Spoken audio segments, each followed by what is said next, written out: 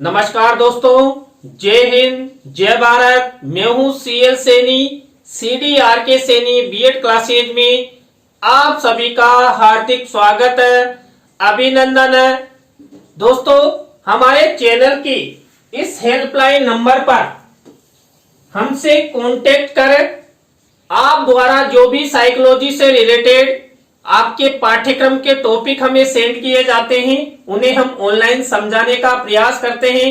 दोस्तों, आज की लाइव क्लास के अंतर्गत हम पार्ट ऑफ मेमोरी यानी कि स्मृति के अंग, जिन्हें हम स्मृति की प्रक्रिया या स्मृति के तत्वों के नाम से जानते हैं। तो दोस्तों, आप सब बने रहें हमारे साथ, हमारे इस चैनल के साथ। और दोस्तों, आप हमारे चैनल की प्रत्येक वीडियो प्रतिदिन देखना चाहते हैं तो आप हमारे चैनल को सब्सक्राइब करें और पास ही बने बेल आइकन के बटन को जरूर दबा दें, जिससे हमारे द्वारा जब भी कोई लाइव क्लास चलाई जाती है या वीडियो अपलोड किया जाता है तो उनके नोटिफिकेशन आपको मिल सके और आप हमारे चैनल की प्रत्येक वीडियो आसानी के साथ देख सके। दोस्तों, यहां पर स्मृति के 4 अंग होते हैं, जिसे हम यहां पर स्मृति की प्रक्रिया के नाम से भी जानते हैं या स्मृति के तत्वों के नाम से भी जानते हैं। आपके एग्जाम में स्मृति के अंग आ जाए या स्मृति की प्रक्रिया आ जाए या स्मृति के तत्व आ जाए, आपको बिल्कुल कंफ्यूजन नहीं होना है और इन्हीं चारों अंगों के बारे में लिख देना है, जो इस क्लास में हम आपसे चर्चा करेंगे। तो दोस्तों, यहां पर स्मृति का पहला अंग होता है सीखना।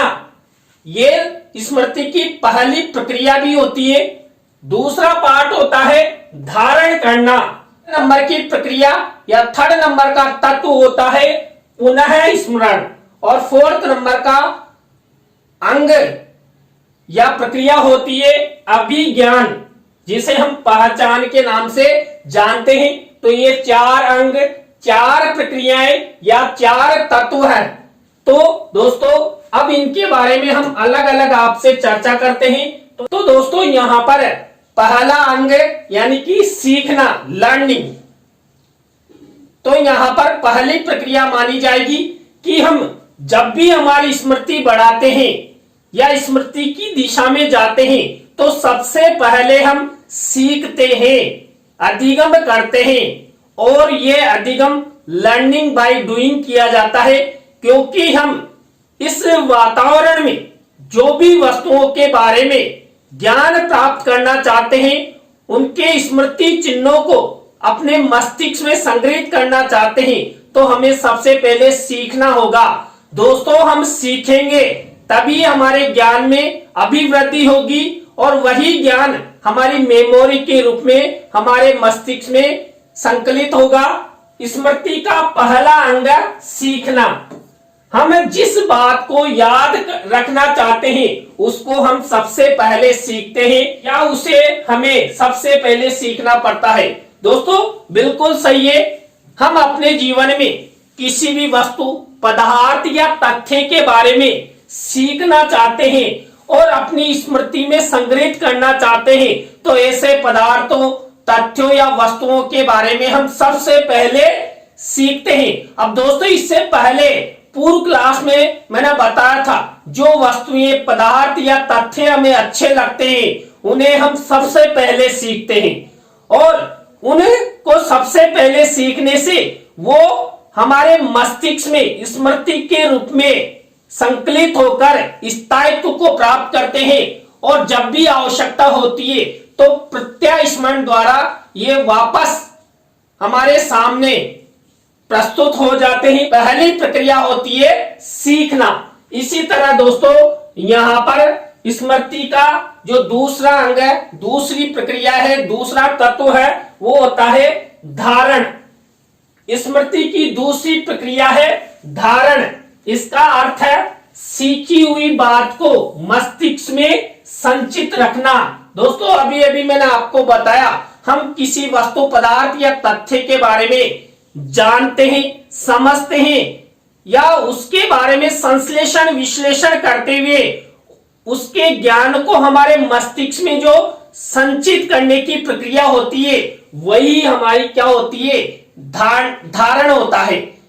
क्योंकि यहाँ पर हम सीखे हुए ज्ञान का अपने मस्तिष्क में धारण करते हैं, अर्थात संचयन करते हैं और आवश्यकता पड़ने पर उसका पुनः स्मरण करते हैं।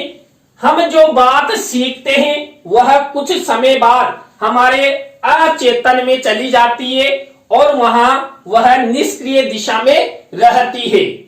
इस दिशा में वह कितनी समय तक संचित रह सकती है, ये व्यक्ति की धारण शक्ति पर विशेष निर्भर करता है। दोस्तों, कई बार कई व्यक्तियों की धारण स्मृति अर्थात स्मृति बहुत तेज होती है। 10 साल पहले भी सीखे हुए ज्ञान को वह पुनः हूबहू दूसरों के सामने प्रस्तुत कर देते हैं कि यार ये ज्ञान मैंने बचपन में मेरे पिताजी से ग्रहण किया था, मेरे पिताजी ऐसा कहा करते थे। तो इस तरह हम हमारे पूर्व समय में सीखे हुए ज्ञान को वर्तमान समय में हूबहू प्रदर्शित करते हैं। तो यहां पर स्मृति, याददाश्त, संचयन करने की क्षमता वो हमारे मन में होती है। दोस्तों, कई बार क्या होता है, हम किसी वस्तु, पदार्थ या तथ्य के बारे में जानते हैं और 2-5 मिनट बाद ही भूल जाते हैं। तो वो अच्छी धारण शक्ति नहीं है। अच्छी धारण शक्ति तो वही है जो 5 या 10 साल बाद भी हमें याद रहे। दोस्तों, आप सब जानते हैं, हम जब प्राथमिक कक्षाओं में प्रवेश लेते हैं तो हम सबसे पहले स्वर, व्यंजन और मात्राएं सीखते हैं। अब वो स्वर, व्यंजन और मात्राएं हम जीवन भर नहीं भूलते हैं। तो ऐसी स्मरण शक्ति हमारे मन में हम प्रत्येक मानव में होनी चाहिए। दोस्तों, हमारे जीवन में जो भी हम अधिगम करते हैं, सीखते हैं, तो सीखने के पश्चात ये अचेतन अवस्था में हमारे मस्तिष्क में चला जाता है और जब इसकी आवश्यकता होती है तो हम प्रत्यय स्मरण के द्वारा सीखे हुए ज्ञान का हम चेतन अवस्था में लाकर पुनः दूसरों के सामने हूबहू प्रदर्शित करते हैं या खुद ही उस बात के बारे में विचार विमर्श करते हैं कि यार उस समय ऐसा हुआ था। तो यही हमारी स्मृति शक्ति होती है। हम जितना अच्छा धारण करेंगे वही ज्ञान हमारा चिरकाल तक स्थायित्व रहेगा। रायब्रन का विचार है, अधिकांश व्यक्तियों की धारण शक्ति में कोई परिवर्तन नहीं होता है।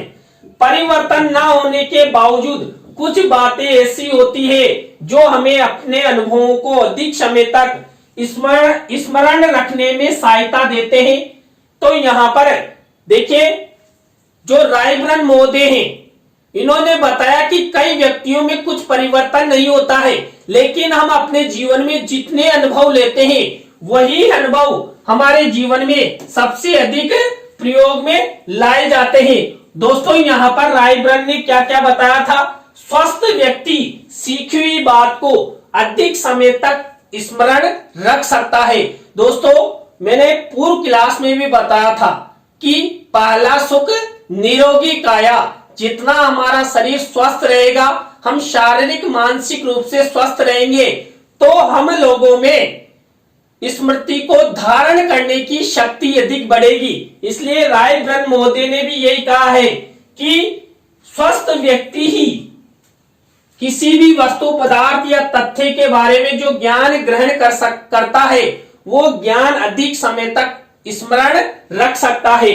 अधिक अच्छी विधि से सीखी हुई बात अधिक समय तक स्मरण रहती है। दोस्तों, रायब्रन ने बताया कि जो हम अच्छी बातें या ज्ञान जो ग्रहण करते हैं वही अच्छा ज्ञान, अच्छी बातें हमारे मस्तिष्क में अधिक समय तक संचित रहती है, अर्थात याददाश्त के रूप में रहती है। इसी तरह सीखी हुई बात को जितना अधिक दोहराया जाता है या अभ्यास किया जाता है उतनी ही अधिक समय तक वह स्मरण रहती है। दोस्तों, करत करत अभ्यास के जड़मति होई सुजान। दोस्तों, हम जीवन में जितना अभ्यास करेंगे हमारा अधिगम, जो हम सीखते हैं, हमारा जो ज्ञान है वो अधिक समय तक हमारे मस्तिष्क में निवास करेगा।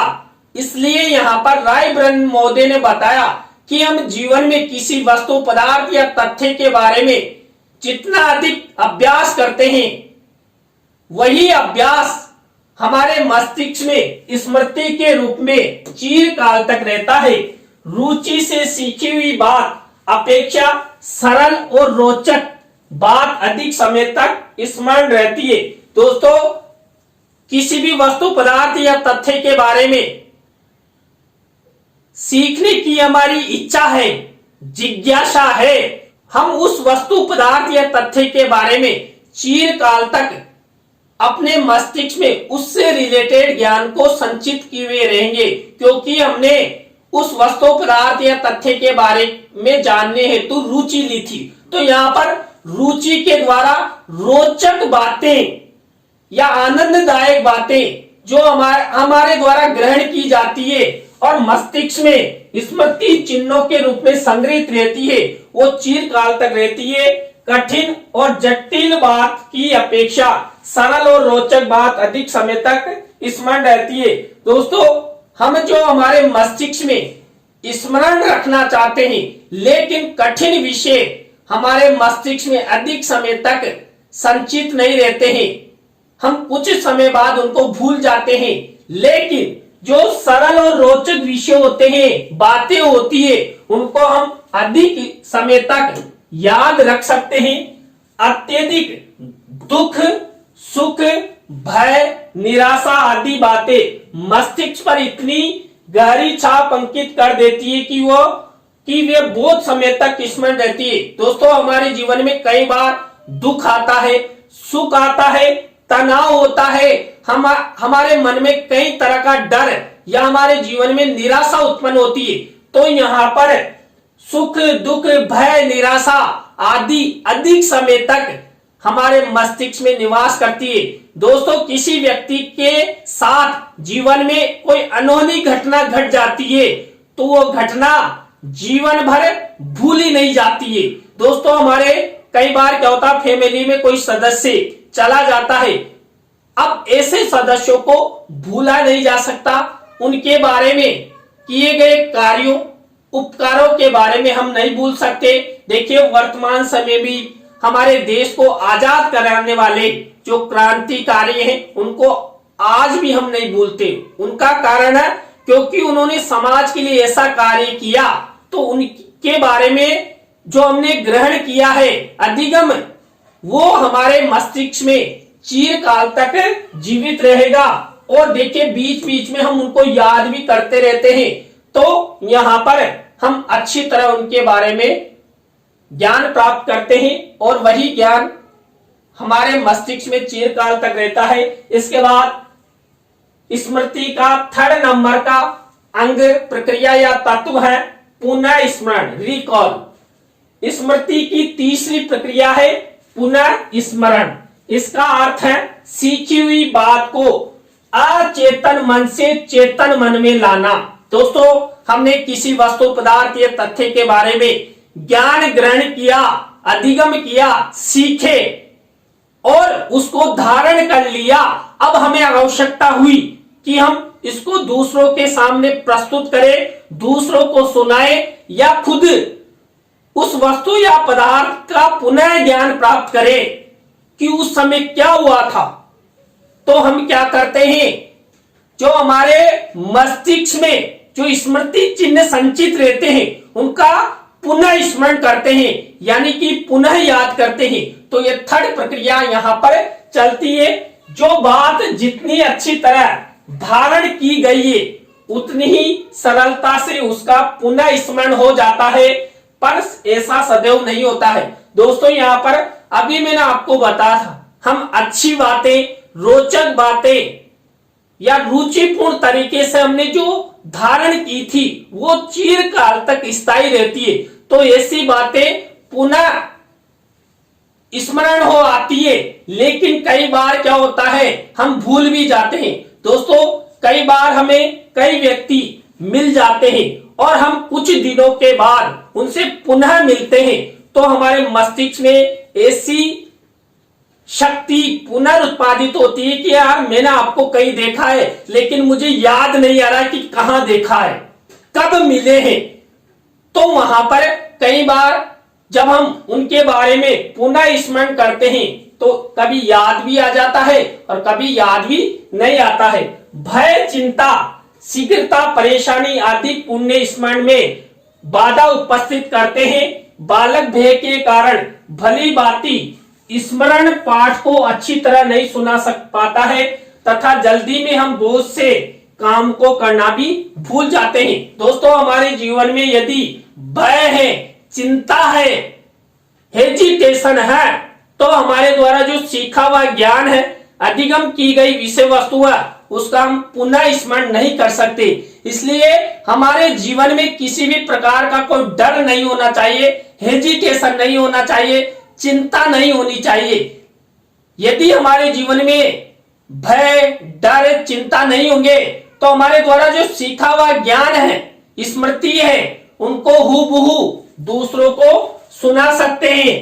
इसलिए हमारे जीवन में चाहे बालक हो, बालिका हो या व्यक्ति हो, समाज में स्वस्थ जीवन जीना चाहिए, सकारात्मक विचार रखने चाहिए और ऐसी विषय वस्तु धारण करनी चाहिए जिसे हम पुनः स्मरण कर सके। और सबसे महत्वपूर्ण चिंता, देखिए चिंता नहीं करना है। चिंता चिता के समान होती है, जिंदा व्यक्ति को भी चिंता जला देती है, एक दाह संस्कार कर देती है। इसलिए जीवन में कभी चिंता नहीं करना, टेंशन नहीं करना। यदि आप चिंता करते हैं, टेंशन करते हैं तो सीखी हुई बात भी भूल जाते हैं। इसलिए दोस्तों, मेरा कहना है जीवन में आप कोई सा कार्य करो, किसी भी वस्तु, पदार्थ या तथ्य के बारे में ज्ञान ग्रहण करो, लेकिन चिंता मत करो। चिंता चिता के समान होती है। इसके बाद 4th नंबर का अंग, प्रक्रिया या तत्व है अभिज्ञान, पहचान। स्मृति का चौथा अंग है अभिज्ञान या पहचान। इसका अर्थ है फिर याद आने वाली बातें में किसी प्रकार की गलती ना करना। जैसे हम 5 वर्ष पूर्व दिल्ली में किसी व्यक्ति से मिले, उन्हें पुनः मिलने से ठीक ठाक पहचानना या स्मरण करना कि अभिज्ञान या पहचान है। हम उससे कब और कहां और कैसे मिले थे। दोस्तों, अभी अभी मैंने बताया कि हम किसी व्यक्ति से मिले और 5 साल बाद फिर से मिल रहे हैं, तो हमारी जो स्मृति है वो पुनरुत्पादित हो जाती है कि हम इस व्यक्ति से मिले थे या नहीं मिले थे। तो यहाँ पर विशेष रूप से कई सालों बाद किसी भी वस्तु, पदार्थ या व्यक्ति के बारे में अभिज्ञान करना या पहचान करना ही स्मृति की प्रक्रिया होती है। तो दोस्तों, आज की लाइव क्लास के अंतर्गत मैंने आपको यहाँ पर स्मृति के अंग, स्मृति की प्रक्रिया या स्मृति के तत्वों के बारे में आपको बताया। दोस्तों, आज की लाइव क्लास आपको कैसी लगी कमेंट्स में हमें जरूर बताएं। अच्छी लगी हो तो लाइक करें, कमेंट्स करें और अपने अपने दोस्तों को शेयर जरूर करें। और दोस्तों, आप भी चाहते हैं कि सैनी सर द्वारा हमारे पाठ्यक्रम से रिलेटेड साइकोलॉजी के टॉपिक हमें ऑनलाइन समझाए जाए, तो आप हमारे इस हेल्पलाइन नंबर पर हमसे जरूर कांटेक्ट करें। हम आपसे बातचीत करने के पश्चात आपके टॉपिकों को ऑनलाइन समझाने का प्रयास करेंगे। तो दोस्तों, आज की लाइव क्लास में बस इतना ही। न्यू लाइव क्लास के साथ हम आपसे फिर मिलेंगे CDRK सैनी बीएड क्लासेज में CL सैनी के साथ। जय हिंद, जय भारत, राम राम साहब।